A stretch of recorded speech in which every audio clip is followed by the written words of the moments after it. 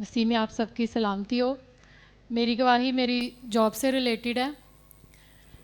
ये जॉब मुझे जैसे खुदावंद की तरफ से ही मिली और तकरीबन मुझे 5 माह हो गए हैं जॉब करते हुए। तो जब मैं इस जॉब पर लगी तो मुझे बेकिंग का काम नहीं आता था बिल्कुल भी, और मैं इसमें इंटरेस्टेड भी नहीं थी। तो जब मैं वहाँ पर गई तो मैंने यही दुआ की कि खुदावंदा तू जानता है कि मुझे बेकिंग नहीं आती है, और वहाँ पर मैकरॉन्स बनते हैं। और जाने से पहले मैंने खाए तो हुए थे, लेकिन मुझे पता नहीं था ये कैसे बनते हैं। तो वो काम बहुत क्रिटिकल सा है ना, उसको हैंडल करना मुश्किल है थोड़ा।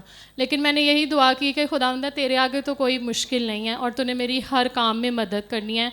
और जैसा कि तेरे कलाम में लिखा है कि तू मेरे हाथों के कामों को तूने क़याम बख्शना है, और इस जगह पर मैं अकेली क्रिस्टियन हूँ और तूने मुझे ब्लेस करना है। तो खुदावंद ने मेरी मदद की। मैंने फर्स्ट मंथ में ही उसकी सारी गनाशें बनाना सीख ली, और तकरीबन दूसरा मंथ मुझे स्टार्ट हुआ तो मैंने बेकिंग करना भी, पूरी बेकिंग करना मुझे आ गया। इस बात के लिए मैं खुदावंद का शुक्र करती हूँ। और मैम को मेरा काम पसंद आया। उन्होंने बोला कि तुमने बहुत अच्छा सीखा है और जल्दी सीख लिया है, तो जिस सैलरी पे मैंने तुम्हें रखा है मैं तुम्हें उससे ज़्यादा दूँगी। मैम ने मुझे ऐसे बोला, लेकिन जब मुझे सैलरी मिली तो मैम ने मुझे उतनी ही सैलरी दी जितनी मुझे बोली गई थी। तो मैंने मैम को बोला कि मैम आपने तो मुझे ऐसे बोला। तो मैम ने कहा कि तुम अभी नई नई आई हो तो तुम्हारे लिए कोई चमत्कार नहीं हो जाएगा कि तुम्हें मैं ज़्यादा सैलरी दूँ। मैंने कहा फिर आपने मुझे ऐसा कहा क्यों है, अगर आपने मुझे दी नहीं है इतनी। तो इस बात से मैं थोड़ी डिसहार्ट भी हुई कि मैम ने मुझे ऐसे बोला है, लेकिन उन्होंने वो बात पूरी नहीं की अपनी।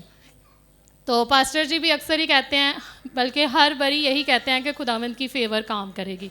मैंने दुआ की और मैंने कहा खुदावंद तेरा बंदा भी यही कहता है कि जिस जगह पर तुम काम करते हो तुम लोग, वहाँ पर खुदावंद की फ़ेवर काम करेगी।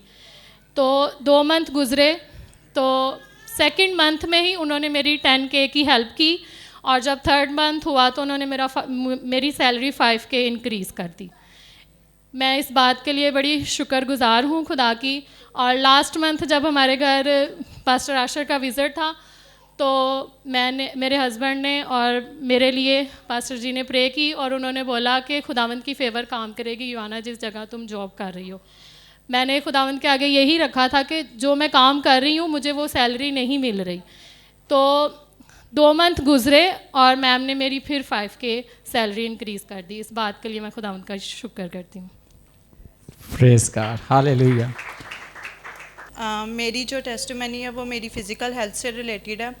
लास्ट दिसंबर मेरी बैक में सडनली पेन स्टार्ट हुआ, और ये फ़र्स्ट टाइम मेरे बैक में ऐसे पेन स्टार्ट हुई थी। मैं 5 मिनट से ज़्यादा देर तक बैठ नहीं सकती थी, खड़े होने में और मुझे लेटने में काफ़ी मुश्किल हो रही थी, जिसकी वजह से मैं चर्च भी नहीं आ रही थी, और मेरी जो खिदमत थी वो भी रुक गई थी।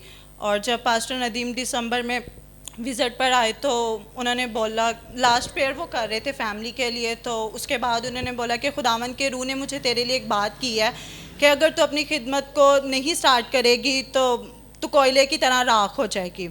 और ये बात सुनकर मैं काफ़ी डर गई, और मैंने उनके साथ शेयर किया कि मैं किस वजह से चर्च नहीं आ रही हूँ और मेरी खिदमत रुक गई है। पास्टर जी ने बोला कि आप चर्च आने का इरादा करो तो आपकी ये पेन जो है वो हील हो जाएगी। और ऐसा ही हुआ, मैंने इस कलाम को रिसीव किया, मैं चर्च आई। मैं जब चर्च रेगुलर हुई, फर्स्ट फ्राइडे मुझे थोड़ी मुश्किल हुई बैठने में, लेकिन जब मैं संडे को भी आई चर्च तो मेरी वो पेन जो थी, जिस तरह से खुदा के खादिम ने बोला था कि वो नहीं होगी, वैसे ही खुदावन ने मेरी लाइफ में काम किया और मेरी वो पेन चली गई, और जो मैं मेडिसिन यूज़ कर रही थी वो भी मेरी बंद हो गई। तो ये सारा इज़्ज़त व जलाल खुदावन के नाम को। और खिदमत भी बहाल हो गई। खिदमत भी बहाल हो गई। Praise God, hallelujah.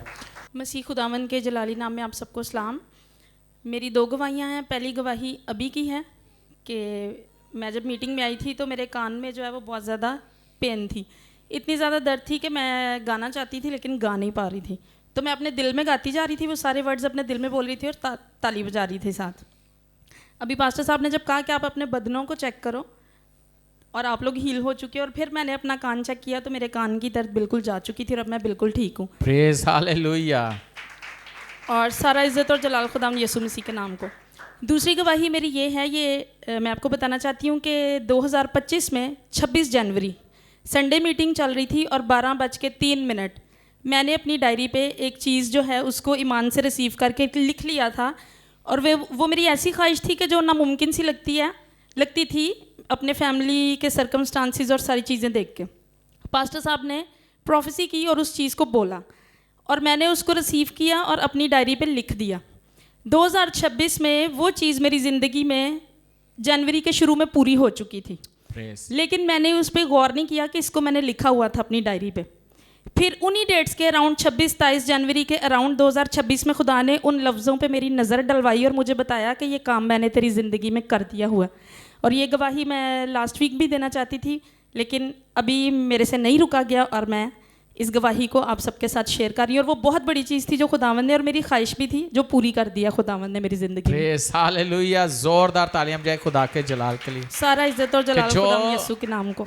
मेरा ख्याल उस वक्त मैंने कहा था कि आप लिख लो, शायद कि अपने डायरी में या अपनी बाइबल में, तो खुदा ने उस बात को पूरा किया। हालांकि ये लिख के भूल चुकी थी, लेकिन होली स्पिरिट ने याद कराया कि वो जो लिखा हुआ था वो मैंने पूरा कर दिया।